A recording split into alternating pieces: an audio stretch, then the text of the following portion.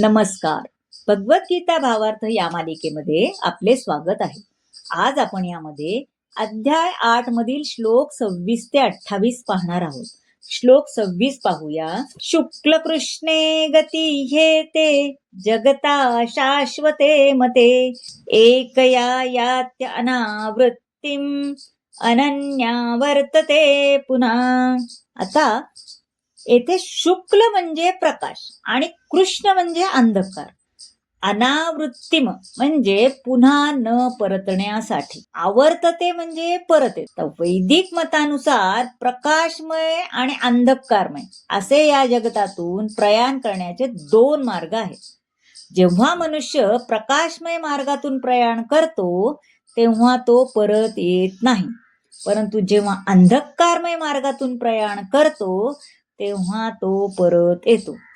प्रयाण मार्गाचे आणि परत येण्याचे हे वर्णन केले आहे. जे सकाम कर्मी आणि दार्शनिक तर्कवादी आहेत ते अनादी कालापासून अविरतपणे ये जा करत आहेत.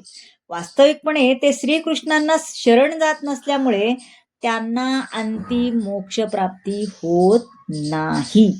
आता श्लोक 27 पाहूया. नैते श्रुती पार्थ्वजानन योगी मुह्यति कश्चन तस्मात् सर्वेषु कालेषु योगयुक्तो भवार्जुन.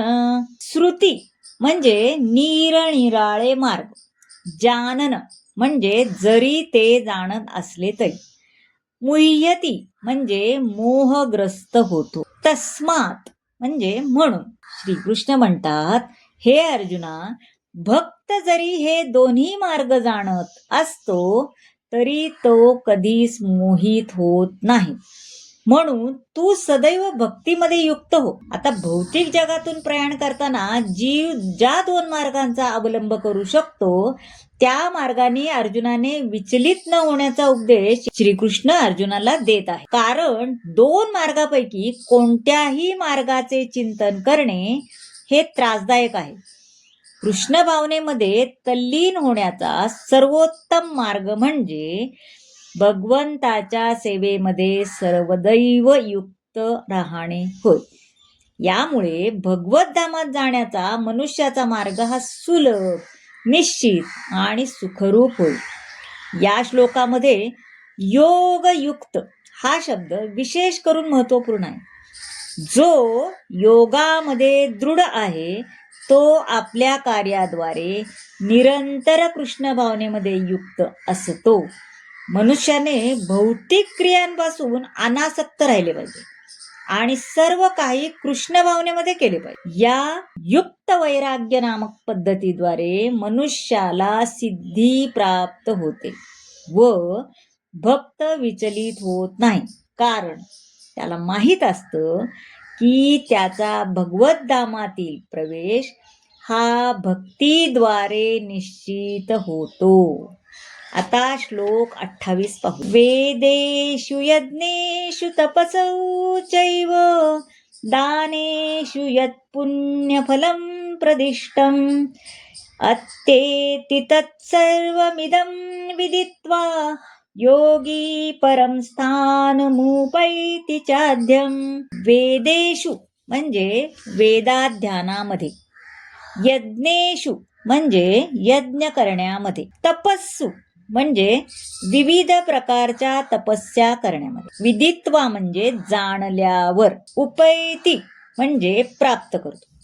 जो मनुष्य भक्ती मार्गाचा स्वीकार करतो तो वेदाध्ययन, तपस्या, दान देणे किंवा दार्शनिक तथा सकाम कर्म इत्यादी करण्यापासून जे फल प्राप्त होते त्या फलांपासून वंचित होत नाही.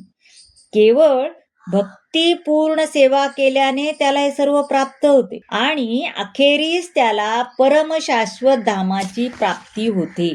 आता हा श्लोक म्हणजे 7व्या आणि 8व्या अध्यायातलं जे वर्णन करण्यात आलंय ना त्या वर्णनांचा हा सारांश सांगितलाय बरं का. मनुष्याने आध्यात्मिक गुरुच्या मार्गदर्शनाखाली वेदाध्ययन केले पाहिजे, अनेक प्रकारच्या तपस्या केल्या पाहिजेत, ब्रह्मचार्याने आध्यात्मिक गुरुच्या घरी केवळ एका सेवकाप्रमाणे राहिले पाहिजे. भिक्षा मागून ती गुरुला अर्पण केली पाहिजे. आता ब्रह्मचर्य, ग्रहस्थ, वानप्रस्थ आणि संन्यासाश्रम यांच्या नियमाचे पालन केल्याने मनुष्य जीवनाच्या सिद्धावस्थेप्रत उन्नत होतो.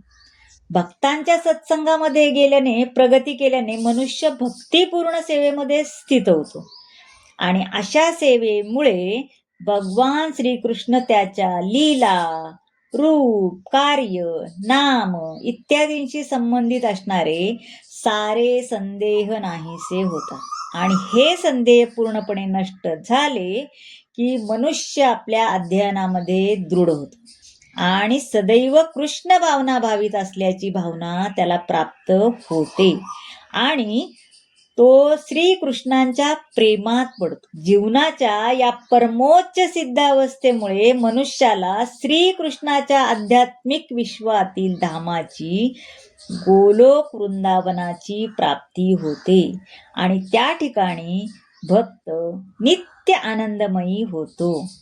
या प्रकारे भगवद्गीतेच्या अक्षर ब्रह्मयोग या 8व्या अध्यायावरील भावार्थ भाष्य संपन्न झाले.